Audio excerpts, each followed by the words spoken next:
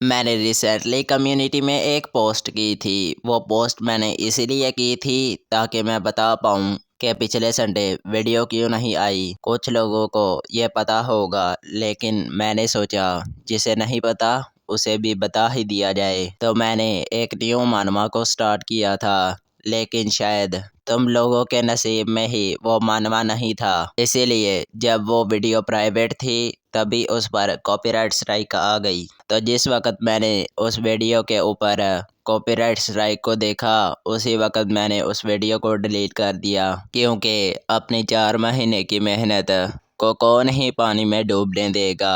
वैसे भी उस वीडियो के ऊपर कॉपीराइट स्ट्राइक आ गई थी। सबको पता ही होगा, रिसेंटली बहुत से यूट्यूबर्स की वीडियोस पर कॉपीराइट स्ट्राइक आ रही हैं।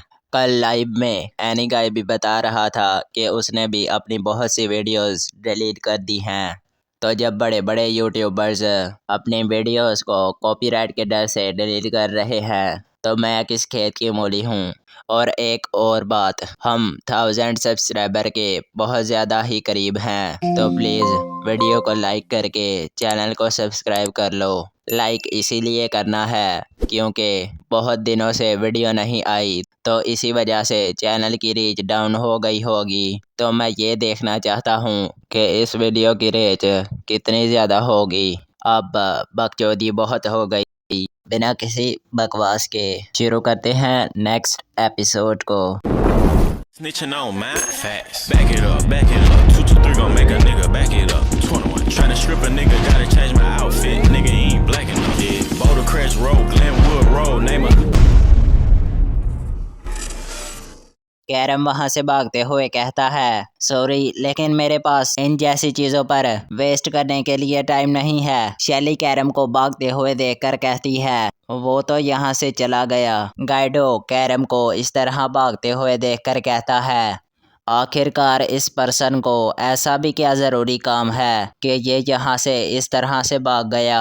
इवन के इसने बॉस मॉन्स्टर का मैजिक स्टोन भी यहीं छोड़ दिया है। डंजन बॉस का मैजिक स्टोन इस बात का सबूत है कि डंजन डिजास्टर खत्म हो गया है। और तो और ये मैजिक स्टोन बहुत ज़्यादा वैल्यूएबल है। वहीं दूसरी तरफ शैली हंसते हुए कहती है, वाकई में वो पर्सन तो बहुत ज़्यादा हम्बल था। पहले तो उसने हमारी जान बचाई और फिर अपना नाम बताए बगैर ही यहाँ से चला गया और हमारे लिए एक तोहफा भी छोड़ कर गया है। ये सुनकर गाइडो कहता है, ये तो हो ही नहीं सकता कि बस इतनी ही बात हो। भला एक हम्बल पर्सन अकेला ही डंजन में इधर उधर क्यों घूम रहा है। और तो और उस पर्सन को बॉस के साथ फाइट करते करते एक बड़ा सा कट भी लगा था, लेकिन वो देखते ही देखते कुछ ही वक्त में हील हो गया था। क्या ये उस पर्सन की स्किल की वजह से है। दूसरी तरफ फ्रैंक होश में आ गया होता है। फ्रैंक खड़े होते हुए गाइडो को कहता है, गाइडो तुम तो बहुत ज़्यादा डिस्ट्रस्टफुल हो।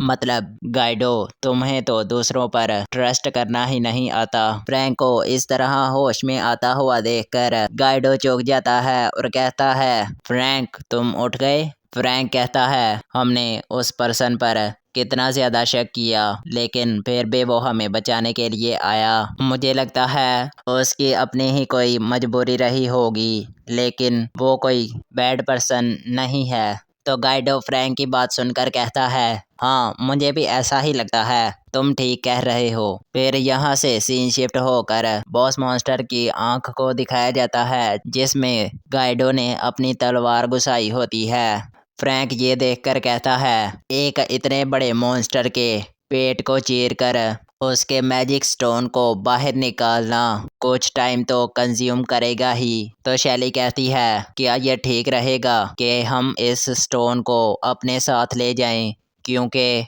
इस बॉस मॉन्स्टर को हराने वाला तो वो अकेला पर्सन था। तो फ्रैंक शैली को कहता है, हमें बॉस मॉन्स्टर के मैजिक स्टोन की ज़रूरत है ताकि हम दूसरों को बता पाएं कि डेंजर डिजास्टर ख़त्म हो चुका है। हम उस लड़के को इसके लिए रीपे कर देंगे जब कभी हम उस लड़के से दोबारा मिलेंगे। शैली गाइडो की बात सुनकर कहती है, दोबारा मिलेंगे। तो शैली कहती है, हाँ हम कभी ना कभी दोबारा किसी और दिन ज़रूर ही मिलेंगे। अब सीन यहाँ से शिफ्ट होकर कैरम का सीन दिखाया जाता है। कैरम हाफते हुए कहता है, बड़ा ही करीबी मामला था यार। मैस्क्यूरेड फॉर्म ऑलमोस्ट उनके सामने ही एंड होने वाली थी, क्योंकि मैंने रीजनरेशन का कुछ ज़्यादा ही यूज़ कर लिया था, जिसकी वजह से कुछ ज़्यादा ही जल्दी मेरे माना पॉइंट ख़त्म हो गए थे। इसीलिए मुझे वहाँ से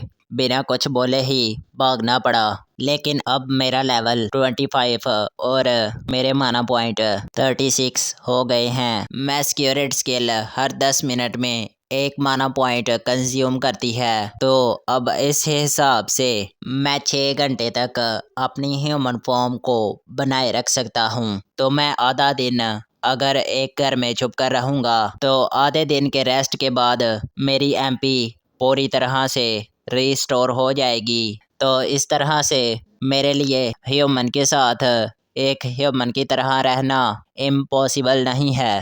फिर कैरम कैलमिया को याद करते हुए कहता है, ये मेरे लिए मेरी स्किल्स की ट्रेनिंग की तरह है। तो चलो फिर दोबारा से ह्यूमन सोसाइटी में वापस चलते हैं।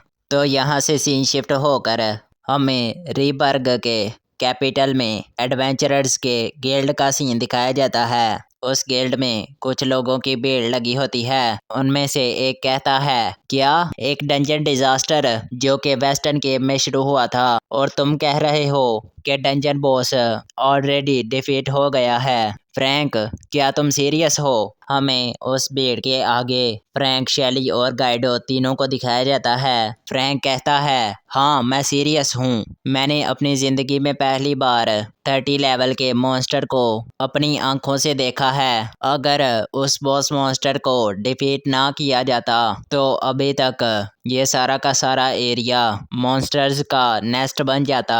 तो फ्रैंक को एक ओल्ड मैन कहता है, तुम्हारी इस बात पर ट्रस्ट करना मेरे लिए बहुत ज़्यादा मुश्किल है, क्योंकि तुम सब लोगों की पार्टी अकेले ही एक बॉस मॉन्स्टर को डिफीट नहीं कर सकती है।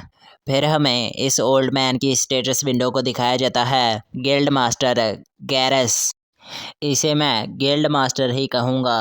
तो फ्रैंक गिल्ड मास्टर की ये बात सुनकर कहता है, नहीं, बॉस मॉन्स्टर को डिफीट करने वाले हम नहीं हैं। गिल्ड मास्टर ये सुनकर कहता है, क्या? तो शैली बड़ी खुशी से आगे आते हुए कहती है, हाँ, वह एक नाइट था जो अचानक से वहाँ पर अपीयर हुआ और बॉस मॉन्स्टर को डिफीट करके वहाँ से चला गया। तो गिल्ड मास्टर कहता है, तो तुम ये कहना चाहती हो कि उस अकेले नाइट ने अपने दम पर ही उस 30 लेवल के बॉस मॉन्स्टर को डिफीट कर दिया? वैसे ये तुम कह रही हो जिसके दिमाग में हर वक्त बस फ्लावर्स ही घूमते रहते हैं, और तुम खुद से ही बहुत सी ऊट पटांग चीज़ें सोचती रहती हो। तो तुमने शायद वहाँ पर कुछ और ही देखा होगा, वहाँ कुछ और ही हुआ होगा। तो शैली ये सुनकर कहती है, क्या? लेकिन ये सच है, सच में ऐसा ही हुआ था। हम एक ऐसे पर्सन से रेस्क्यू किए गए थे जिसका चेहरा उसके बालों के तरीके ही वाइट कलर में चमक रहा था, और उसकी आइज़ भी बहुत ज़्यादा शार्प थीं। तो गाइडो शैली की ये बात सुनकर कैरम के हुलिये को याद करते हुए कहता है, क्या वाकई में वो ऐसा ही दिख रहा था? गाइडो शैली को कहता है, तुम हर चीज़ को इस तरह बढ़ा चढ़ा कर क्यों बता रही हो? तो शैली कहती है, वो मैं नहीं हूँ जो कि चीज़ों को बढ़ा चढ़ा कर बता रही है, वो तुम हो जो उसे सबके सामने बुरा दिखाना चाहता है।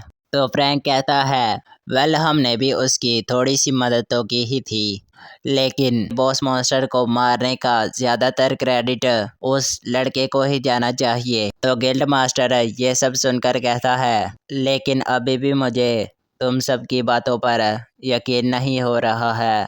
तो फ्रैंक बॉस मॉन्स्टर के मैजिक स्टोन को दिखाते हुए कहता है, कौन कह रहा है कि आप हम पर यकीन करो? हमारे पास इस बात का सबूत है कि हमने बॉस मॉन्स्टर को डिफीट कर दिया है। आप इस सबूत को देखकर बखूबी पता लगा सकते हैं, ये एक 30 लेवल के मॉन्स्टर का मैजिक स्टोन है। तो मैजिक स्टोन को देखकर बेड में खड़ा एक लड़का कहता है, हाँ, ये मैजिक स्टोन तो वाकई में बहुत ज़्यादा बड़ा और चमकदार है, तो क्या वाकई में वो वाइट हेयर मैन भी एग्जिस्ट करता है? इम्पॉसिबल। अगर वैसा कोई लड़का एग्जिस्ट करता भी तो वो ज़रूर ही फेमस होता।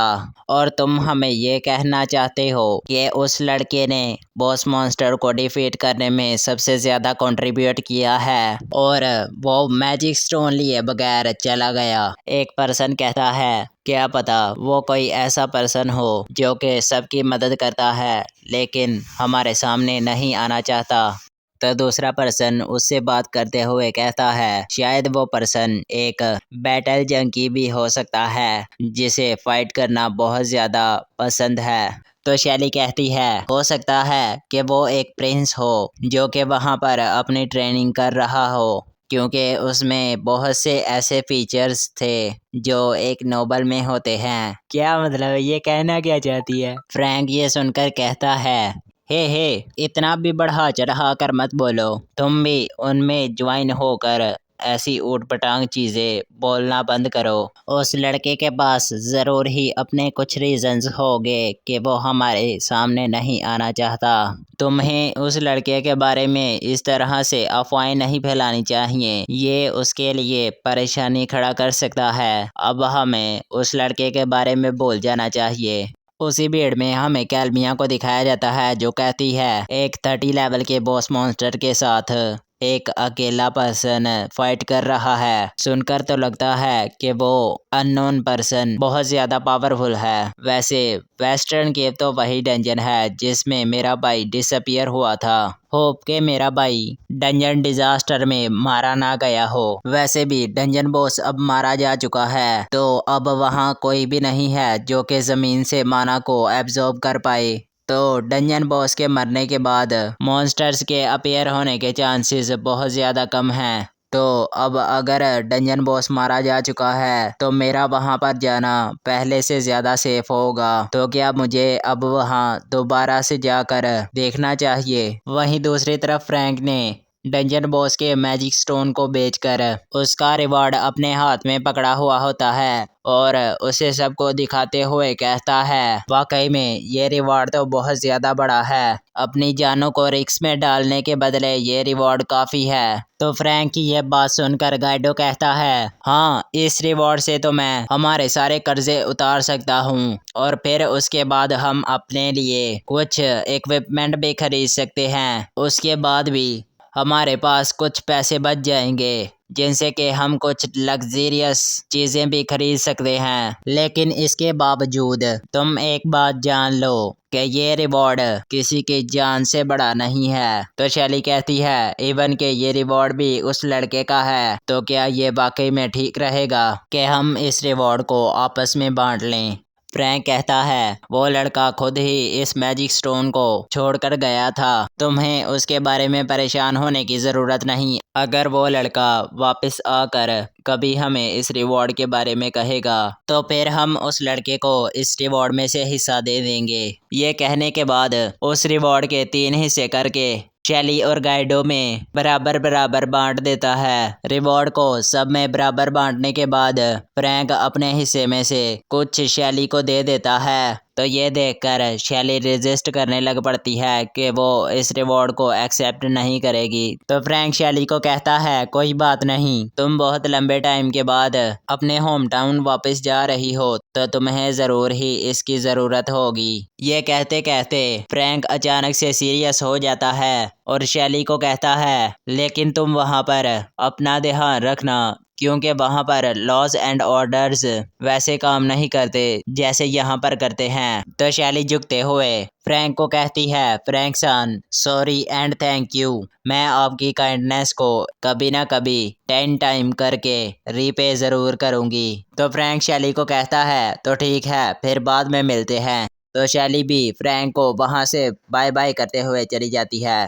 तो शैली के जाने के बाद गाइडो फ्रैंक को कहता है वो अपने सारे के सारे पैसे अपने होम टाउन जाकर उस चर्च पर बर्बाद कर देने वाली है जिसने उसे राइज किया है। एक्चुअली वो अपने पैसे बर्बाद कर रही है उस चर्च को देखकर। शैली की काइंडनेस और तुम्हारी महानता मैं तुम दोनों को देखकर उफ चुका हूँ। तो फ्रैंक गाइडो की बात सुनकर कहता है वो अपीयर हो रहा है। साल गुजरने के साथ साथ अर्थ के नीचे मौजूद माना और ज्यादा थिक और स्ट्रोंग होता जा रहा है। कुछ ग्रेट स्कॉलर्स के अकॉर्डिंग ये सारा का सारा किंगडम कुछ ही सालों में बहुत सारे डंजन्स के द्वारा निगल लिया जाएगा। ये बेवकूफ़ी भरा हो सकता है कि हम अपनी जान को खतरे में डालकर कमाया हुआ सारा का सारा पैसा डोनेट कर देते हैं, लेकिन हम सब ह्यूमंस क्रिएचर हैं जो कि किसी की भी हेल्प करने से पीछे नहीं हट सकते, चाहे वो मीनिंगलेस हो या ना हो। आफ्टर ऑल तुम इसी ही वजह से तो बॉस के साथ फाइट करने के लिए एग्री हुए थे। गाइडो कहता है हाँ, लेकिन उस टाउन के लिए अभी बहुत ज़्यादा देर हो चुकी है। तुम्हें पता है कि वो उसे कैसे बुलाते हैं? वो से इसका मतलब मुझे नहीं पता कौन है। डार्विन सिटी ओडिफाइड। मेरी प्रोनाउंसिएशन थोड़ी गलत हो सकती है, लेकिन मैं ओडिफाइड ही बुलाऊंगा। शैली को जल्दी से जल्दी अब उस सिटी के बारे में भूल जाना चाहिए, यही शैली के लिए अच्छा होगा। तो आज के लिए बस इतना ही, मिलते हैं अगले एपिसोड में, तब तक के लिए बाय बाय।